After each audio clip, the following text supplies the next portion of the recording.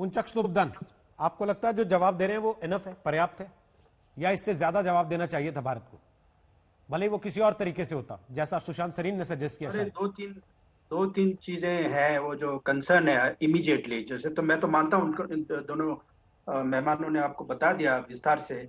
लेकिन जो इमीडिएट जो चीज है जिससे थोड़ा सा रिलीफ मिले बॉर्डर पे, वो तो ये है कि जैसे रनाडे जी ने कहा कि स्टेटस को मेंटेन किया जाए।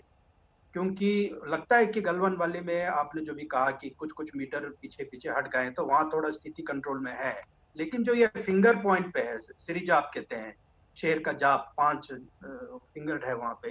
है तो 8 है लेकिन 4 तक हमारी है।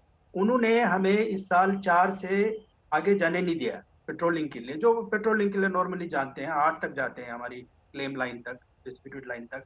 तो उसको उनको बोलना है कि नहीं, जो अप्रैल में स्थिति था उसके हिसाब से चले जाइए। तो कंडीशन नंबर 1 है।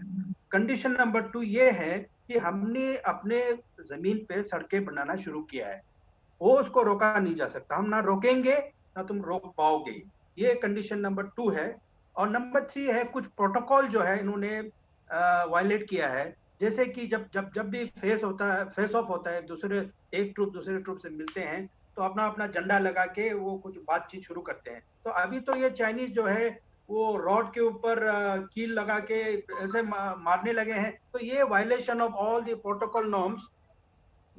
तो ये चौथा कंसर्न है जी।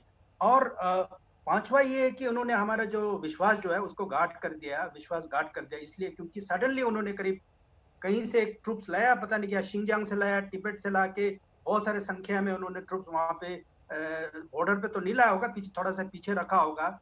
कहते हैं कि जो 5,000 से 10,000 तक ट्रूप्स उन्होंने, वो किस लिए लाए हैं? तो जो एलएसी के जो सीबीएम के अंदर है उसमें तो ये सारा है नहीं है कि लाइन ऑफ कंट्रोल तक गिर रहे हैं। तो वो तो पूरा प्रिपेयर करके आए कि जंग लड़ेंगे। तो ये इससे विश्वास टूट जाता है जितने भी सीबीएम है। हाँ, मैं एक चीज मैंने नजर से देखा, जो मैं 2013 23 अक्टूबर को हमने लास्ट सीबीएम जो बीडीसीए कहते हैं, बॉर्डर डिफेंस कॉपरेशन एग्रीमेंट, जो दपसंग इंसिडेंट के बाद हुआ था, उसमें दो अच्छी सी चीजें हैं कि पेट्रोलिंग करते हैं तो पीछे से आपको ट्रेल नहीं करेंगे, पीछा नहीं करेंगे। वो सही था, एक प्रैक्टिकल चीज था। दूसरा था, कोई वहां के जो लोकल लोग इधर से मूव करते हैं तो उसको डिस्टर्ब नहीं करेंगे। लेकिन उस जो 8 एग्रीमेंट थे, 8 एग्रीमेंट के अंदर ये कहीं भी नहीं लिखा है कि एक दूसरे के यहाँ पे कंस्ट्रक्शन वर्क शुरू हो जाता है या रोड बनता है या सड़क बनता है या कोई बिल्डिंग बनता है तो उस टाइम पे क्या करना है। ठीक है।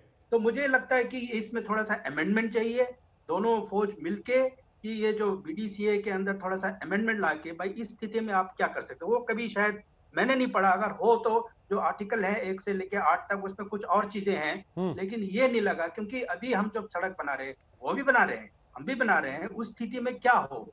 तो इसको लेके क्लियरिटी को लेके करें तो फिलहाल के लिए स्टैंड ऑफ हो सकता है। लेकिन बाकी तो बॉर्डर टॉक्स चल रहा है दोनों देशों के बीच में, 21वां या 22वां बात चल रही है, तो ये लंबा वो है। लेकिन मुझे नहीं लगता है कि ये इमीडिएटली सॉल्व होगा। जनरल हरेंद्र सिंह को वापस आके अपने सीनियर्स के साथ बात करने पड़ेंगे जी। लेकिन ये ऑप्शन क्लोज नहीं है, ऑप्शन और चलते रहेगा, स्टेप बाय स्टेप अप्रोच है। अभी तो सिर्फ हम एक मिलिट्री लेवल पे बात हो रहा है। पुंचक सुब्दन, इसके पहले भी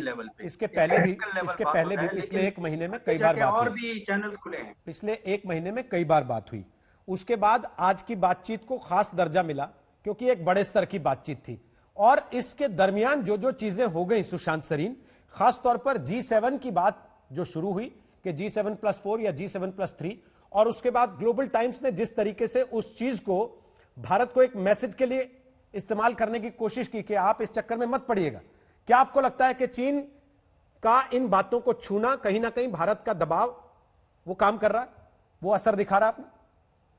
नहीं, मेरे ख्याल भारत को दबाव और बनाने की जरूरत है।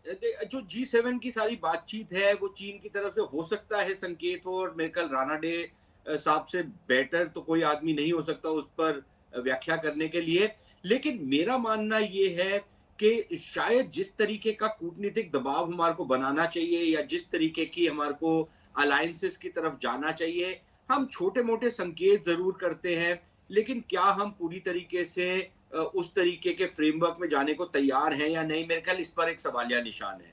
दूसरी प्रॉब्लम हमारी ये है कि जो मेरे मित्र स्तोब्दन कह रहे हैं कि विश्वासघात किया, ये मुझे आज तक कभी ये समझ नहीं आया, और ये मेरा एक सवाल भी है रानाडे साहब से कि ये विश्वासघात हरदम भारत के साथ क्यों होता है? ये क्या हमारी नीति है कि हर बारी हमारे साथ विश्वासघात होता है? हमारे को क्या प्रॉब्लम है कि हम समझ नहीं पाए, ना तो हम अपने पश्चिमी बॉर्डर पर पाकिस्तानियों को कभी समझ पाए हैं कि वो किस तरीके की हिमाकत करते हैं और क्या इरैशनैलिटी है वहां पर, और हम कई बारी ये होता है कि हम मानते हैं कि नहीं वो ये नहीं करेंगे लेकिन वो कर जाते हैं।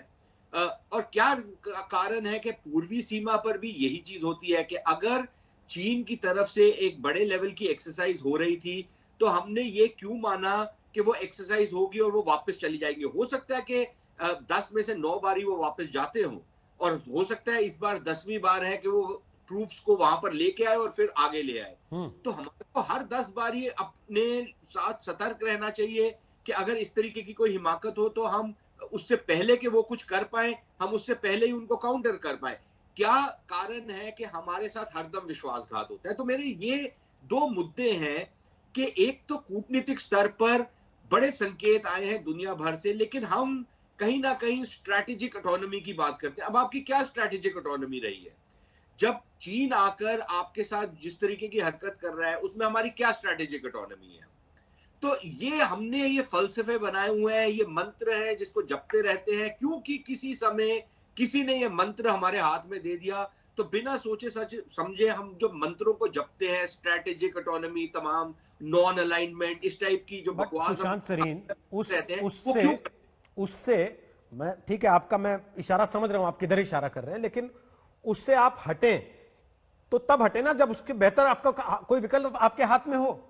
आपकी नीति में आपने पिछले कुछ वर्षों में यह दिखाया हो कि हम नई नीति की तरफ शिफ्ट कर रहे हैं और देखिए इससे हम बेहतर नजर आते हैं, बेहतर हम बिहेव कर पाते हैं और लोग हमसे घबराने लगते हैं, फिर हमसे धोखा करने की हिम्मत नहीं करता कोई। धोखे तो आप फिर भी खा रहे हैं लगातार।